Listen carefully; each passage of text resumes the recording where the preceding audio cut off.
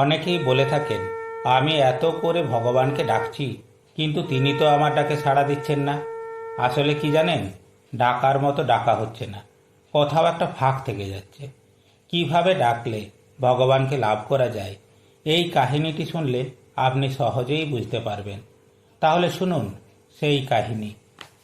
কোনো এক সময় কৃষ্ণ ভক্ত এক ব্রাহ্মণ ছিলেন। তিনি কায় মনোবাক্যে ভগবান শ্রীকৃষ্ণের সেবা করতেন। একদিন ঘটনাক্রমে তিনি এক মেছুনির কাছে একটি কৃষ্ণবর্ণের পাথর দেখতে পান।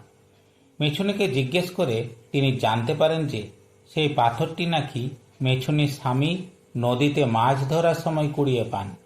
মেছুনি বাটখারা হিসাবে পাথরটি ব্যবহার করছিল, কিন্তু ব্রাহ্মণ সেই পাথরটি দেখে অনায়াসেই চিনতে পারলেন যে এটি কোনো সাধারণ পাথর নয়, এটি হলো দুর্লভ শালগ্রাম শিলা। তাই তিনি মেছুনিকে অনুরোধ করেন পাথরটি তাকে দেবার জন্য। কিন্তু মেছুনি তাকে পাথরটি কিছুতেই দিতে চায় না। কারণ এই পাথরটি পাবার পর একদিকে যেমন তার মাছ ওজন করা সুবিধা হয়েছে, অন্যদিকে তার বিক্রিও বহুগুণ বেড়ে গেছে। শেষে অনেক অনুনয় বিনয়ের পর পাথরটির মূল্য বাবদ কিছু টাকা মেছুনিকে দিতে তবে মেছুনি রাজি হয়।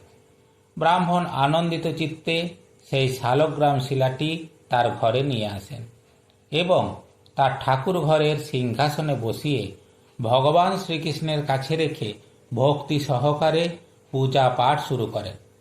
রাত্রে তিনি হঠাৎ স্বপ্ন দেখেন যে স্বয়ং নারায়ণ তাকে যেন বলছেন, আমাকে তুই যেখান থেকে এনেছিস সেখানে ফিরিয়ে দিয়ে আয়, না হলে তো সর্বনাশ হবে।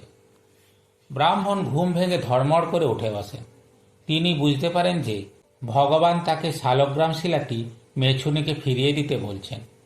কিন্তু জোড় হাত করে ভগবানের উদ্দেশ্যে তিনি বলেন, হে ঠাকুর, একবার যখন তোমায় আমি পেয়েছি, তখন আমার যাই ঘটে যাক, যত সর্বনাশী হোক, তোমায় আমি কিছুতেই হাতছাড়া করব না। তিনি মেছুনিকে সেই শালগ্রাম শিলাটি ফিরিয়ে দিলেন না।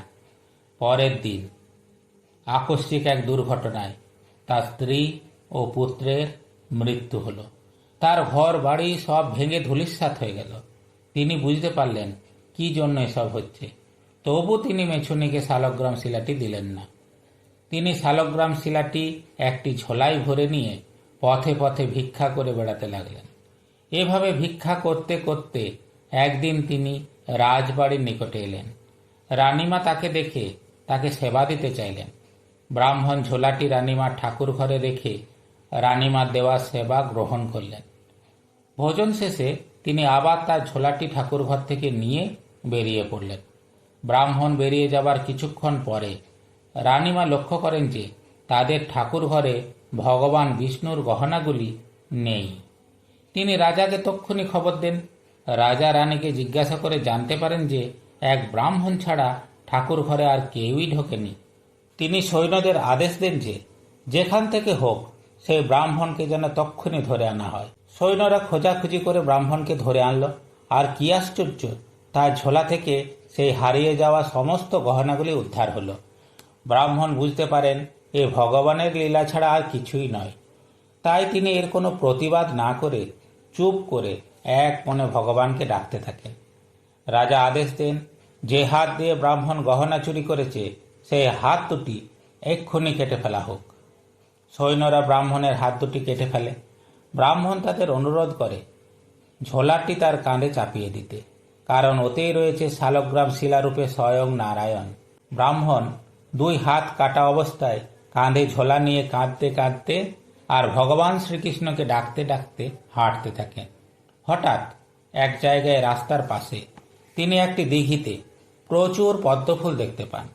তার মনে হয়, ইস, আমার যদি হাত দুটি থাকতো তাহলে আমি এই দিঘি থেকে পদ্মফুল তুলে আমার গোবিন্দের চরণে দিতে পারতাম।